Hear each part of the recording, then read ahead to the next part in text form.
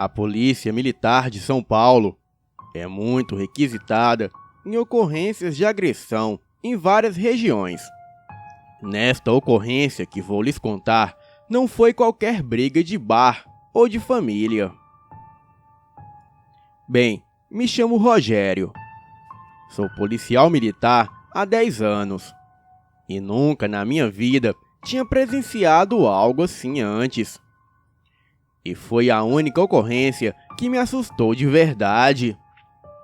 Na noite do dia 15 de junho de 2016, estávamos fazendo a ronda na rua Jefferson, indo em direção contrária da Avenida Juscelino Kubitschek. Eu e mais 2 parceiros. Então, recebemos um chamado do Copom pelo rádio da viatura. E o chamado dizia que era uma vítima de agressão na Avenida Juscelino Kubitschek, próximo ao Parque Linear. Nós éramos a única unidade móvel próximo daquele local. Passamos o rádio para o Copom, que estávamos nos direcionando para o local. E chegando lá, vimos a vítima agredida, que estava sangrando muito. A vítima estava com um dos braços cortados. Parecia ter sido perfurado por algum prego ou espeto. Perguntamos para onde o agressor foi. E a vítima, sem conseguir falar direito, apontava em direção ao matagal próximo. Chamei um dos meus parceiros e deixei o outro cuidando da vítima. E assim que entramos na mata, avistamos algo correndo para o fundo. Logo, gritamos para ele parar, mas aquilo não parou. Então, eu e o meu parceiro corremos atrás daquilo. Dentro da mata, fazia muito frio e tinha uma névoa baixa que dificultava a visão. Ali, pareciam as 18 horas, mas na verdade já era 2 da madrugada. Ligamos as lanternas e continuamos andando. Eu estava na frente do meu parceiro e ele me cobrindo por trás. Ouvi um barulho à frente. Então fui caminhando rapidamente em direção do barulho. Olhei para trás para avisar o meu parceiro. Porém, não conseguia mais vê-lo. Chamei pelo seu nome e ele não respondia. Então, decidi voltar para encontrá-lo. Logo, comecei a ouvir barulhos de folhas sendo amassadas, como se alguém tivesse caminhando lentamente. Por segurança, saquei a minha pistola. Continuei andando e gritando o nome do meu parceiro. Logo, observei que na minha frente havia uma pessoa em pé. Eu não conseguia ver direito por conta da névoa. Então, decidi chegar mais perto. Apaguei a minha lanterna e fui caminhando abaixado e devagar. E como meu parceiro estava com uma lanterna, talvez aquilo poderia não ser ele. Pouco depois, comecei a sentir um cheiro forte de carne podre. Era insuportável. E logo me deu uma ânsia de vômito, porém continuei andando. Aquela coisa não andava, simplesmente estava ali parado. Caminhando devagar, eu acabei pisando em um galho. E aquela coisa que estava parada correu em uma velocidade absurda. E como aquilo não poderia ser humano, logo pensei que talvez fosse um animal. E então continuei caminhando. E no tempo que eu caminhava, já era para eu ter chegado na avenida. E foi aí que eu escutei disparos ao norte. Achei que poderia ser o meu parceiro. Então, corri em direção ao barulho. E logo em seguida, ouvi mais 3 disparos. E fiquei me perguntando por que tantos disparos. e talvez aquilo fosse um confronto. Continuei correndo, mas parecia que eu estava andando em círculos.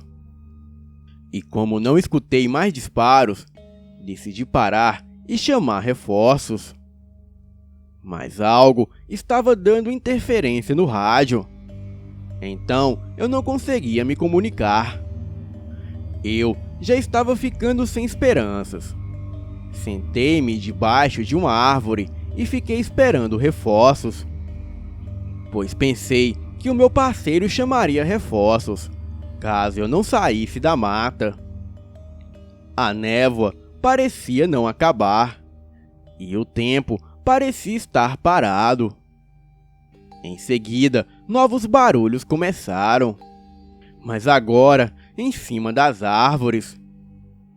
Algo muito pesado estava pulando de uma árvore para outra. Me levantei e saquei a minha arma novamente.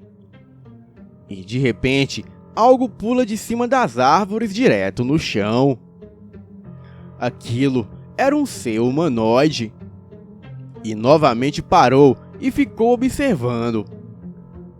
Eu gritei para aquilo pôr as mãos na cabeça. A coisa se virou e ficou me observando. Acendi a minha lanterna e joguei a luz em direção da coisa.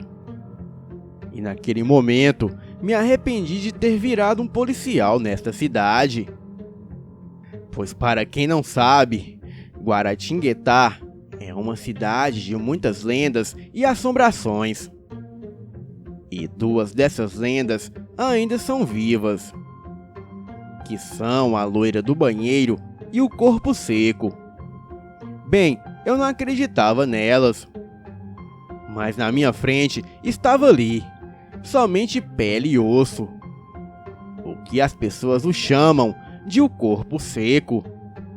A lenda do corpo seco é sobre um cara que agredia a própria mãe, e até fazê-la de cavalo em público ele fez.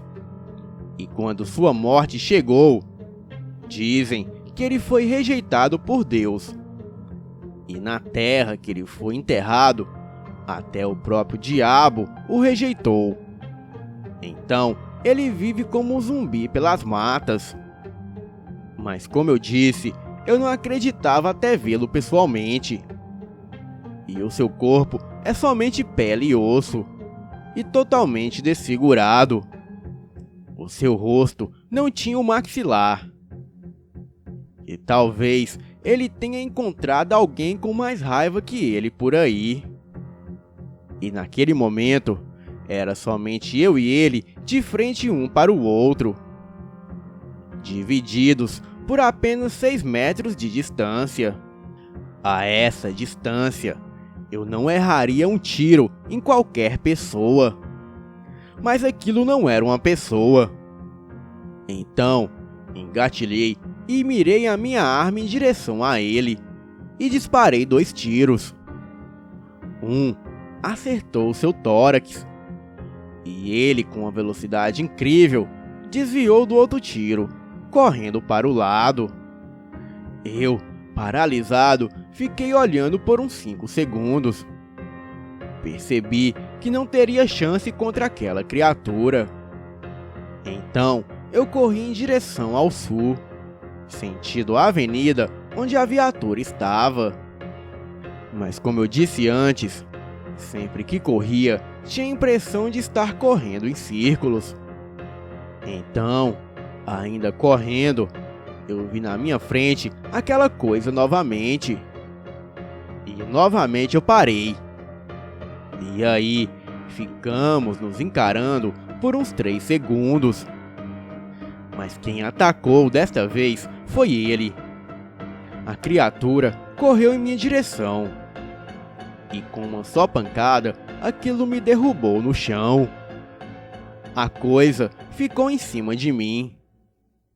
Ele ergueu a sua mão esquelética e perfurou meu braço esquerdo com as suas unhas grandes, que mais pareciam ser garras de urso.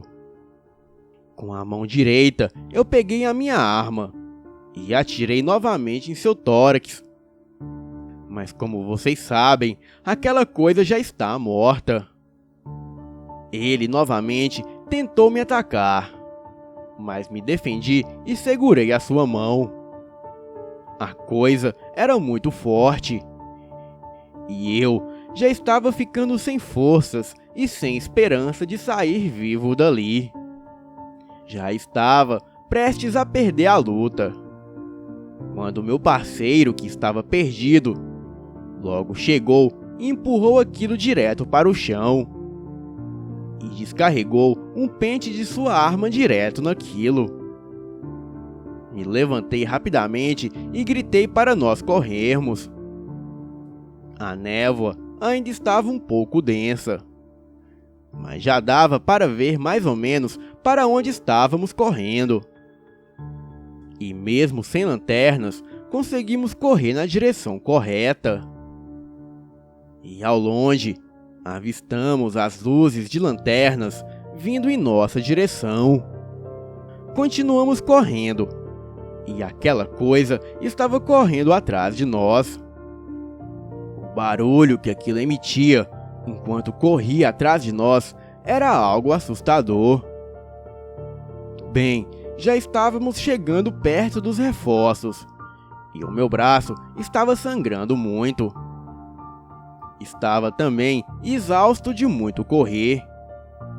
A minha visão estava embaralhando, e as luzes das lanternas pareciam estar se apagando.